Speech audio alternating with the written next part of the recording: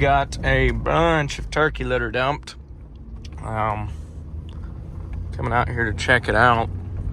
They dumped a few more piles here at the state, which we need to get shoved up today into a pile. And they dumped a bunch of litter on some of the reclaimed coal mine ground too.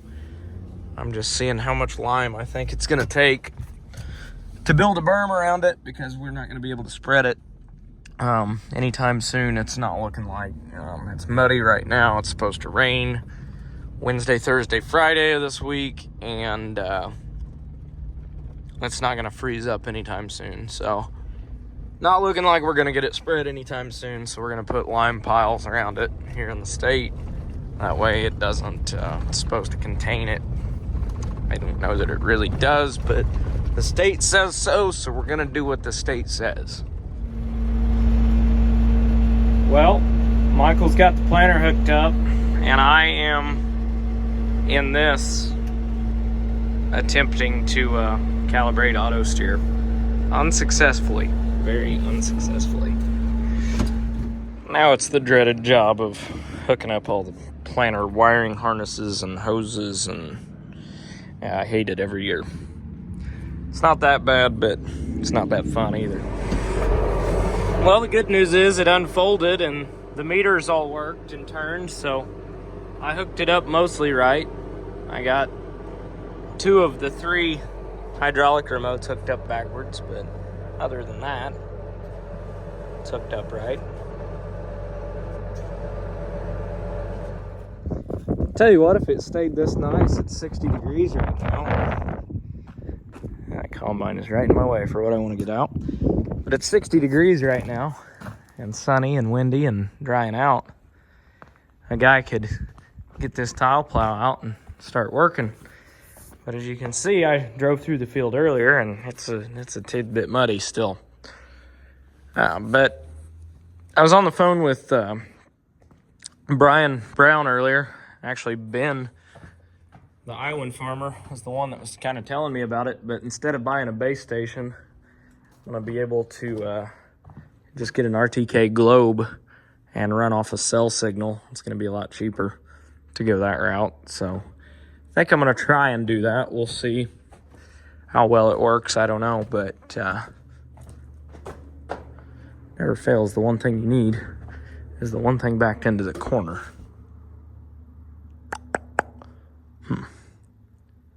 I'm going to have to think about how I'm going to do this here.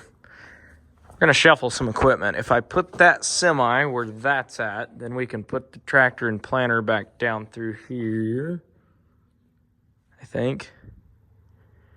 The combine's going to have to stay in here, and that's going to go in the shop. That sounds like a plan.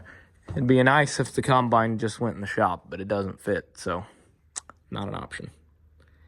It was washed and waxed and really clean, but now it's not. What a shame. It did look that good.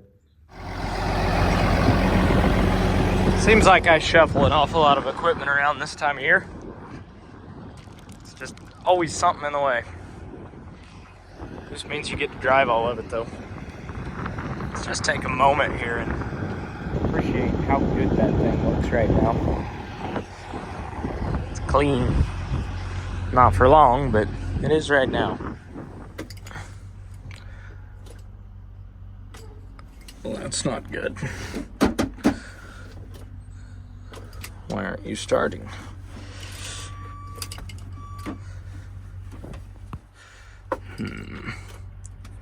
What the hell?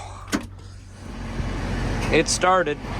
After 5 minutes, I realized the parking brake wasn't set, and apparently it's got to be set to move it, so whoops. Now I know. The Steiger's out, sprayer's out, combine's out, semi's out. I can't decide what I want to park where, but I think I know now. Got the entire shed empty, and it didn't make much sense to put the combine sitting ready to come back out of the shed, because we're not going to need it until, well, we're not going to need it for a long time. So it's getting tucked away all the way in the corner, out of sight, out of mind. There's no sense in it sitting in the middle. You can tell that red Freightliner was parked back here because it leaves its mark anywhere that it sets. Detroit diesels. If there ain't oil under them, there ain't oil in them. The Cat, on the other hand, in this truck, it doesn't leak a drop. Knock on wood. The birds have been shitting it all over it though, so that's nice. Got the new seats in here. Even got the bed made. Calling it a day.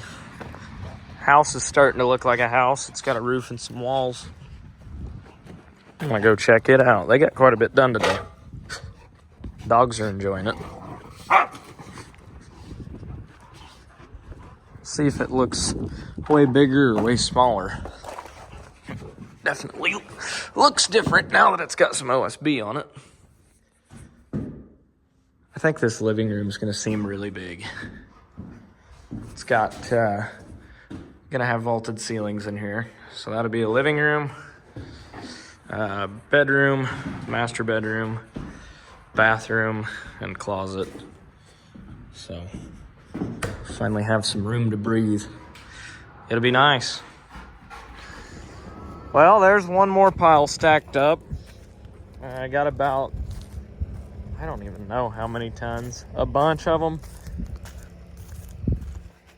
I don't remember how many loads they hauled here, but it's about 30 ton of load, so obviously it makes the skid steer look small. We got plenty to spread, and this is one of basically 4 piles, I think. We got one even bigger than this at the farm right now. We've got 2 piles about this size out on the state ground. And I've got 1 pile on my reclaimed ground that we're headed to next to stack up. So we've got a lot of spreading to do. No doubt about that.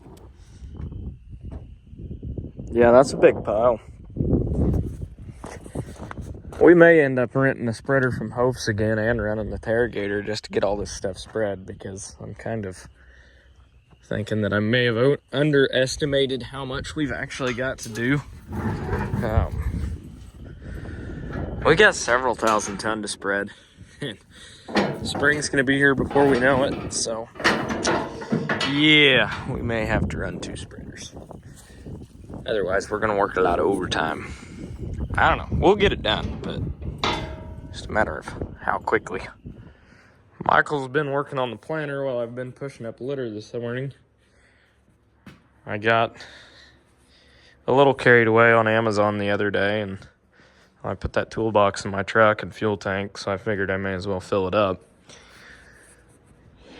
Yeah, it was not cheap.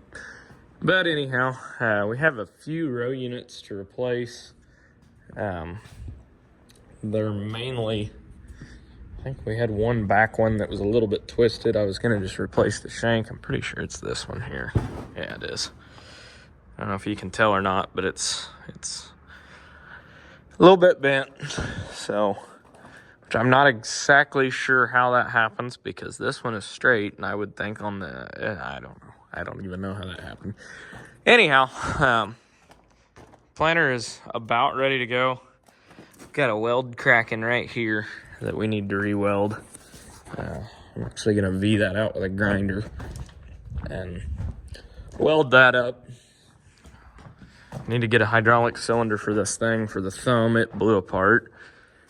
And other than that, we're going to replace this front row unit here. So I'm not sure. I mean, that back one there and then this front one here are both kind of assed up, and I'm not entirely sure how that happened. That parallel arm is cracked up there, and this closing wheel frame, I don't know what it hit, but I've slept since last year, and we were planting some really, really rough double crop ground at the end of the season. Double crop beans, or reclaimed coal mine ground, I should say, but it's rough ground, very rough ground. But all in all, this thing's pretty well ready to go. I've got to find a wiring harness somewhere because my liquid fertilizer pump wasn't kicking on. I don't have it wired up yet. But other than that, we really don't have to do a whole lot to this thing. I almost replaced the openers. It's definitely gonna need it next year, but I think we'll get by just fine this year. I did the old credit card trick, and they're all fairly okay still, so I don't think we need to replace those. We did replace several of the down pressure springs. I put heavy duty down pressure springs on, but we're waiting on nozzle bodies and some nozzles for the sprayer. Would like to get that done today because it's nice outside and we could unfold the boom, but they're not in yet, so waiting on that. Really hoping we could get that done. And then we're replumbing the tender trailer to all 3-inch plumbing. 3-inch pump, 3-inch plumbing, because the sprayer's 3-inch fill, and I wanted to redo some of that anyhow, change some things up, so figure if we're gonna do it, we may as well just go to 3-inch while we're doing it.